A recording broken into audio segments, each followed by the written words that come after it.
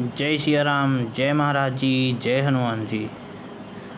मुकुंदा बताते हैं, अलौकिक यथार्थ के संकलन करता राजदा की पत्नी कमला जी वर्षों पूर्व आंतों की बीमारी से पीड़ित हो गई थी, जिसके कारण उनके फेफड़े भी बुरी तरह प्रभावित हो चुके थे।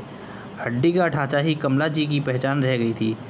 बाबा महाराज ने तब उन्हें अपने अमोघ आशीर्वाद प्रणाम करने पर आयुष्मान भाव से रोगमुक्त कर दिया था और वे शीघ्र ही स्वस्थ हो गई। 8वें दशक से वे कैची धाम में अथक सेवा में समर्पित हो गई, परंतु एक बार बिगड़ चुकी आंतों ने उन्हें पुनः दबोच लिया और इस बार उन्हें भीषण रूप के जलोदर रोग ने थाम लिया। उनकी ऐसी मरणासन्न अवस्था में उन्हें कैची धाम से मेरठ विदा करते हुए सभी का एक ही भाव था, उनकी अंतिम विदाई का। किंतु श्री माँ महाराज अपनी इस अनन्य सेविका को ऐसे क्यों छोड़कर देते, और बाबा जी की अमोघ वाणी आयुष्मान भव लंबी आयु हो कैसे अकारत जा पाता। मेरठ पहुंचकर उनका इलाज तो हुआ, परंतु वह माँ महाराज की कृपा का लौकिक रूप ही था। और कुछ काल बाद कमला जी यथोचित शक्ति सामर्थ्य न होने पर भी पुनः उपस्थित हो गई कैची धाम में सेवा हेतु, केवल माँ महाराज प्रदत्त आत्मबल का संबल लेकर।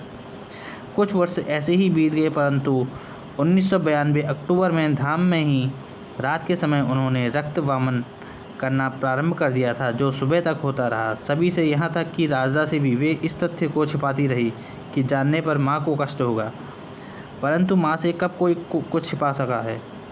सुबह ही वे कमला जी के पास पहुँच गई और उन्हीं के सामने भारी मात्रा में पुनः रक्त वमन हो गया। तब श्री माँ की आज्ञा से हम उन्हें रैमजे अस्पताल नैनीताल ले गए, जहाँ भी केवल सूक्ष्म रूप का उपलब्ध उपचार ही किया जा सका। कई माह से एनीमिक रक्तविहीन चल रही कमला जी अब तक बार बार रक्त वमन के कारण चेतनाहीन हो गई चली थी। तब उनके पुत्र दिवाकर पांडे तथा भाई प्रमोद पंत के आ जाने के बाद ही माँ ने आज्ञा दी कि कमला जी को मेरठ ले जाकर उपचार करवाओ। यद्यपि तब तक कमला जी की हालत ऐसी ही चली थी कि ना तो उनके आते फेफड़े, ना अवयव तथा स्नायु ही टैक्सी में रास्ते के झटक सह सकते थे। यही होता कि और भी रक्त वमन होता और इतिश्री भी हो सकती थी, परंतु डॉक्टर की राय के विरुद्ध भी माँ ने कह दिया, कुछ नहीं होगा, कमला को ठीक हो जाएगी, केवल पैसे खर्च होंगे। यही हुआ। कमला जी मेरठ पहुंच गई और उनके जीवन की आशा के प्रति सशंसित डॉक्टरों के विविध प्रकार के उपचारों के बाद कमला जी ने धीरे धीरे पुनः स्वास्थ्य लाभ कर लिया और गुरु पूर्णिमा 1993 को वो पुनः श्री महाराज के चरणों में सेवा हेतु उपस्थिति हो गई कैची धाम में। बाबा महाराज का अमोघ आशीर्वाद